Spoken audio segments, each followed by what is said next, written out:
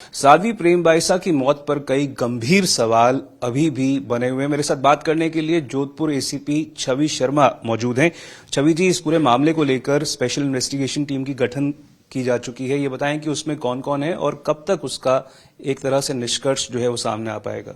एक elaborate SIT का गठन किया गया है श्रीमान सीपी साहब, डीसीपी साहब वेस्ट और एडीसीपी साहब वेस्ट के द्वारा।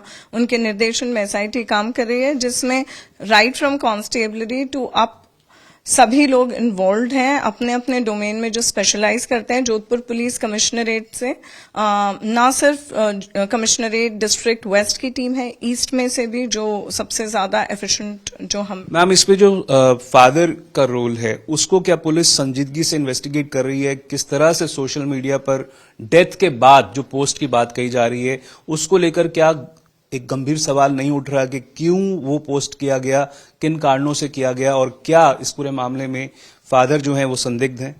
ये मृत्यु के बाद जो आप पोस्ट का बता रहे हैं, इसके ऊपर अभी अनुसंधान जारी है। उनके सोशल मीडिया हैंडलर्स कौन थे, सोशल मीडिया अकाउंट कौन कौन एक्सेस कर सकता था और किसके कहने पर क्या पोस्ट डाली गई, इसके ऊपर अभी जांच चल रही है। वी हैव हमारे साइबर एक्सपर्ट्स हैं हमारी टीम में जो इसका एनालिसिस कर रहे हैं।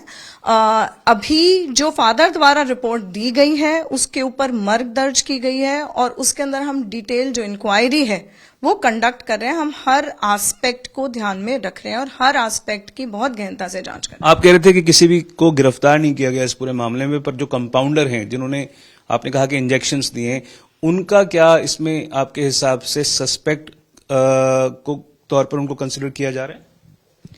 देखिएगा, पिताजी ने जो नेग्लिजेंस की केस की रिपोर्ट दी है उसको ध्यान में रखते हुए कंपाउंडर जो है उनसे पूछताछ की जा रही है और विस्तृत जानकारी उनसे अलग अलग तरीके से, साइंटिफिक तरीके से और अदरवाइज नियम के अनुसार ली जा रही है।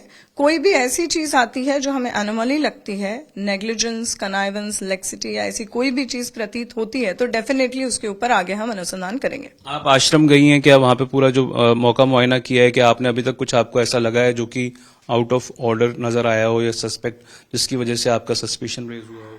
जो आश्रम है जहां पर वो लास्ट जो प्लेस ऑफ इंसिडेंट जहां पे वो इंजेक्शन एडमिनिस्टर किया गया था, वहां उसको हमने जैसे ही ये सारी घटनाक्रम हुआ था उसको इंटैक्ट रखवाया गया था और मेडिकल एफएसएल टीम द्वारा उसका बहुत गहनता से निरीक्षण किया गया और बाद निरीक्षण वहां से जो उनको लगे ऐसे एविडेंसेस वो कलेक्ट भी किए गए जो कहीं पे भी अगर डाउटफुल लग रहे थे या जिनका रेलेवेंस हो सकता है इस घटना से, उनको कलेक्ट किया गया है बहुत साइंटिफिकली।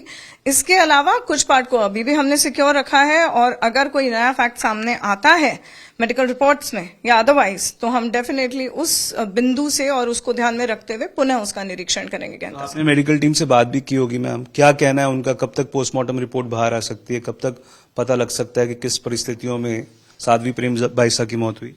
इसके अंदर ये टोटली प्रेरोगेटिव जो है और आपकी बात में क्या कुछ सामने आया है मैं ये जानना चाह रहा हूँ। बता रहे हैं कुछ कि कब? बिल्कुल ओपिनियन को तो रिजर्व रखा है, बाकी उनकी भी डिपेंडेंसी दूसरी एजेंसीज पे रहती है इसके अंदर।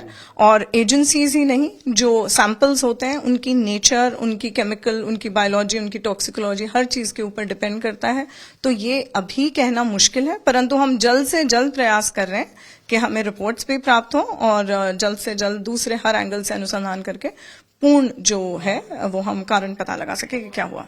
साफ तौर पर पुलिस का यह कहना है कि जब तक मेडिकल रिपोर्ट आ नहीं जाती बताना मुश्किल है कि किन परिस्थितियों में साध्वी प्रेम बाइसा की मौत हुई, पर साफ तौर पर उनका कहना है कि एसआईटी का जो गठन हुआ है वो इस बारे में गहनता से जांच कर रही है कि क्या जो पूरी परिस्थितियां थी उसमें कोई फाउल प्ले है या नहीं।